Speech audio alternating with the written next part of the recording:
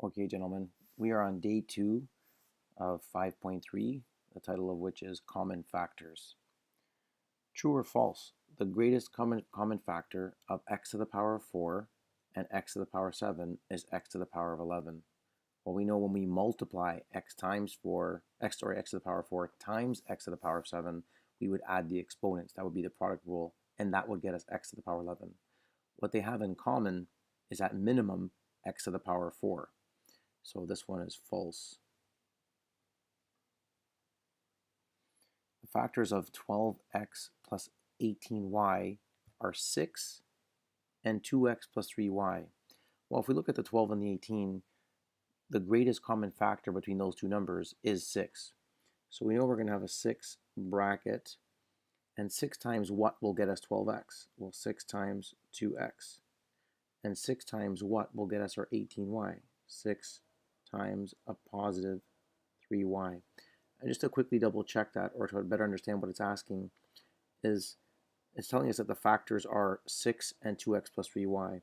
If we multiply the 6 times the 2x, we get 12x. 6 times the positive 3y, we get 18y. So then that is true that 6 and 2x plus 3y are indeed the common factors, or the factors of 12x plus 18. Multiple choice. Which one of the following expressions is the factored form of 3x times y plus 1 plus 4z times y plus 1? Well, you remember from last day, when you do factor by grouping, we end up with something in common in the set of brackets. So if you take a look here, this term has 3x times y plus 1 and 4z times y plus 1. So in essence, 3x and 4z are both being multiplied by y plus 1. And the only answer that indicates that is 3x plus 4z times y plus 1, which would be A. Which one of the following pairs of integers has a product? Product is the answer to multiplication. Sum is the answer to addition. So which of the following pairs of integers has a product, or basically multiplies to get you negative 15, and adds up to get you negative 2? Well, to multiply to get negative 15, we must have one positive and one negative integer. So we can automatically cross D out because it's negative 3 and negative 5, and we can cross A out because that's positive 3 and positive 5. We're left with B and C.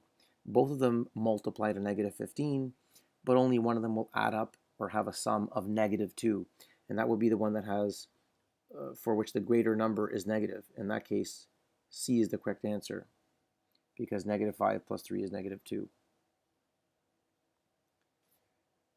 Complete each statement. 3x is a blank factor for the expression 3x cubed plus 6x squared plus 9. Let's take a look at this, the 3, 6, and the 9. The greatest common factor would be 3 numerically. Take a look at that. And then x cubed, x squared, and x. So x cubed, x squared, and x. The minimum they have in common, let me take that 3 out of there. The minimum they have in common is a 3 and an x. In that case, then 3x is a GCF, or greatest common factor, for that expression. The product, again, product is multiplication, right? The answer to multiplication. Factors multiply to get you a product. The product of two something binomials is a difference of squares, and those are two opposite. And you might recall from last day that, I meant to blow this up a little bit here, if you had x plus 5 times x minus 5, we'd call those opposite binomials. X times x would get me x squared. X times negative 5 would get me negative 5x. But the very next thing I do would be positive 5x times positive 5 times x, which is positive 5x. Well, negative 5x plus 5x is going to be 0, so that's gone. And then the final multiplication would be positive 5 times a negative 5, and that would get me negative 25, which in essence I'd have x squared minus 25, and that is a difference of squares. Perfect square, and the subtraction means the difference between, so the difference of squares. All right, factor this trinomial. First, I look at the numerical coefficients. What is the greatest number they have in common between 18, 27, and 9? 9. So I'm going to factor that by writing 9. Then I look at my variables, which are the letter or letters and their exponents.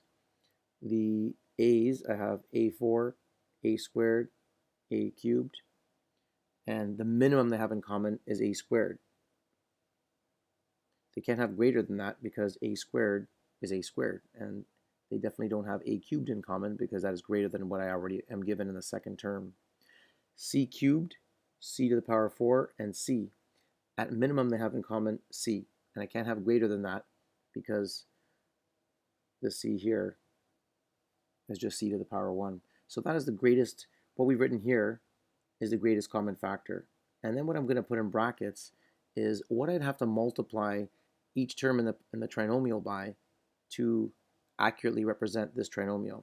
So 9a squared c times what will get me my first term of 18 a to the power 4 c cubed. Well, 9 times the 2 will get me the 18. A squared times a squared would get me a to the power 4, so I need another a squared. And I have a c outside the bracket, so I'm going to need a c squared inside the bracket because when I multiply them, I'll get c cubed. How do I get my second term? So 9 times a negative 3 will get me negative 27. I already have a squared outside the bracket, and now I've got a squared over here, so that's already been represented. I have outside the bracket, I have c, but I need to get c to the power 4, so I'm going to need c to the power of 3, or c cubed. For the third term, I already have the 9, so I could write a plus 1, but we don't write the plus 1. That would be bad form, but we know it's going to be positive. And then 9 times the imaginary 1 there would be 9. I have a squared outside the bracket, so I'm going to need one more a to make that a cubed, and then c accurately represents itself c.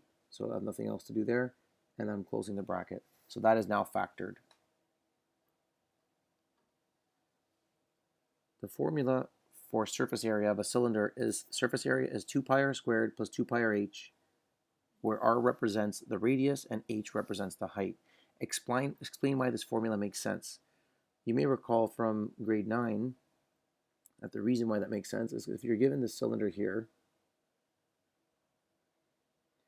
and I want to draw a net for this, the net looks like this. So kind of like a Coke can or a pop can. If I want to open up the can, I'd have one cylinder here and another cylinder on the bottom, and that's my first cylinder, second cylinder. The height of the can is the height of this rectangle. The length of this rectangle is the same as the circumference of the circle of the can.